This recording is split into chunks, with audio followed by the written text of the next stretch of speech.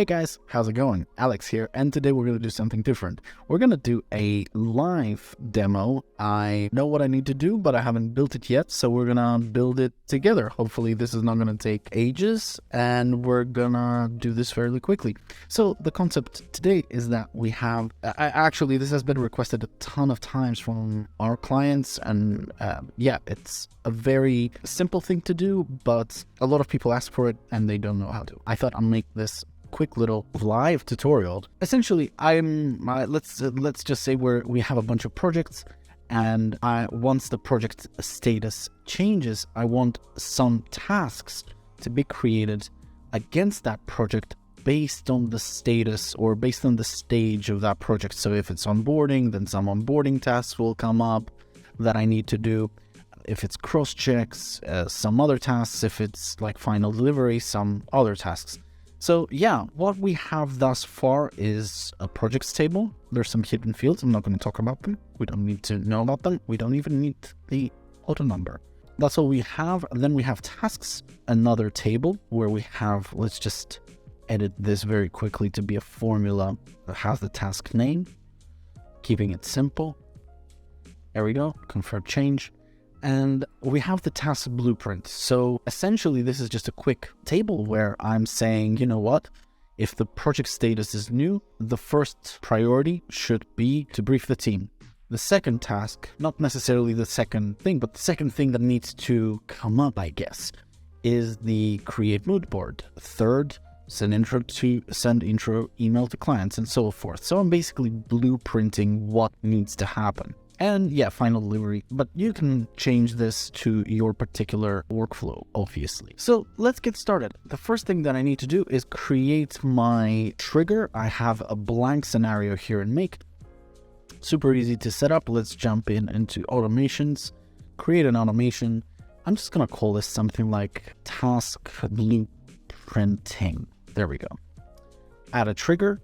This trigger is gonna be when a record is updated. Which table? Well, obviously in projects. Which fields? The field of project status. So when the project status gets updated, do something. The action is run script, and the script that we've been using on the channel for triggering these automations has always been the same, right? So we're just gonna copy paste it in, and the webhook goes in. I'm just gonna instantly add the variable. The variable, it has always been the same, so record ID, capital I, lowercase d, and then the Airtable record ID just goes in. We haven't got the webhook yet, but let's go and get one. So here's our automation. I'm just gonna steal the name, task blueprinting, and just paste it in. Create a webhook. Webhooks. Here we go. Awesome. I'm just gonna add another. Call it task blueprinting. Press save.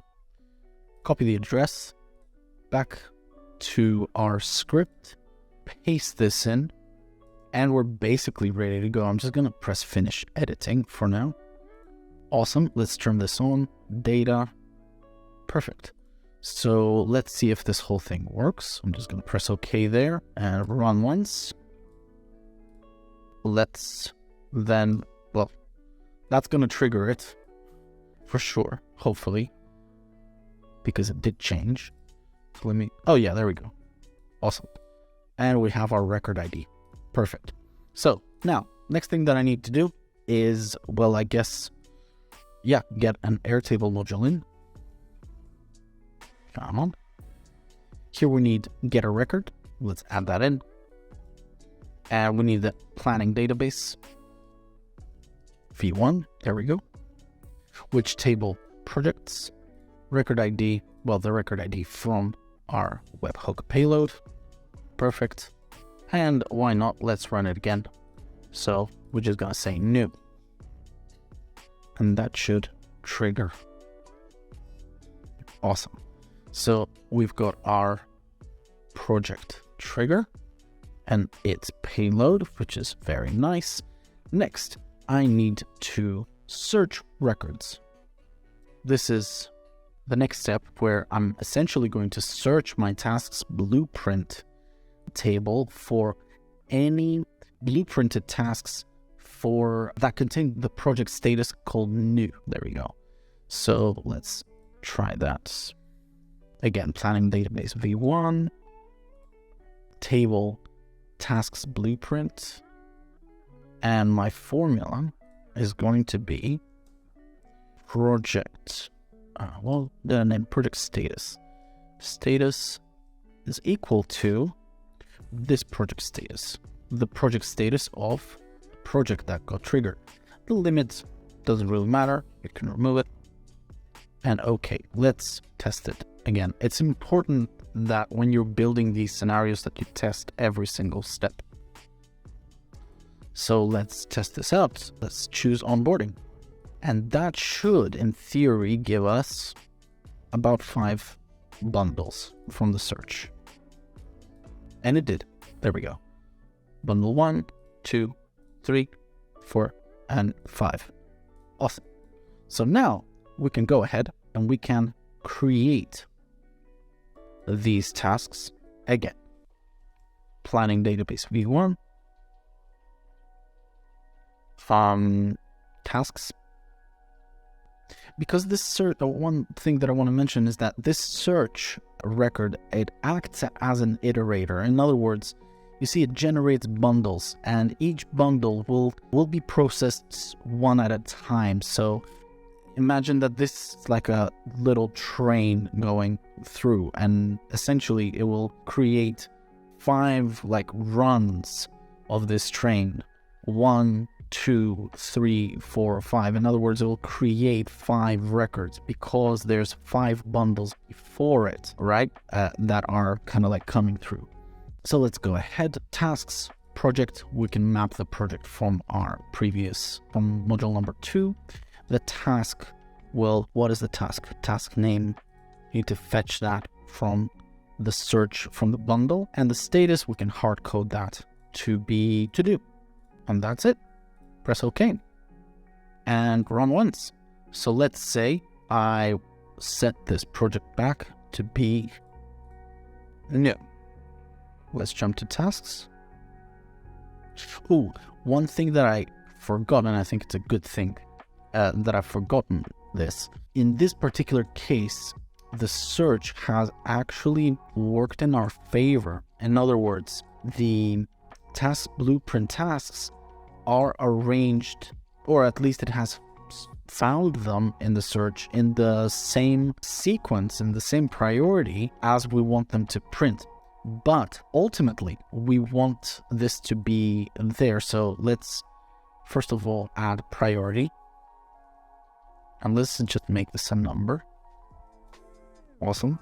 Next thing that I want to do is I want to edit my search here to actually have a sort. I want to sort this search by priority number. So this is an interesting little field that I've added here. It's just this one hidden field, which basically takes this priority single select and converts it into a number. Really, I mean, there's an if to make it cleaner, but there is a value here, essentially extracting the value from the priority field. First is 1, 2, 3, for third, and so forth. So in this case, what I need to do here is just to print that number there. So here we go. Priority, direction, ascending, right?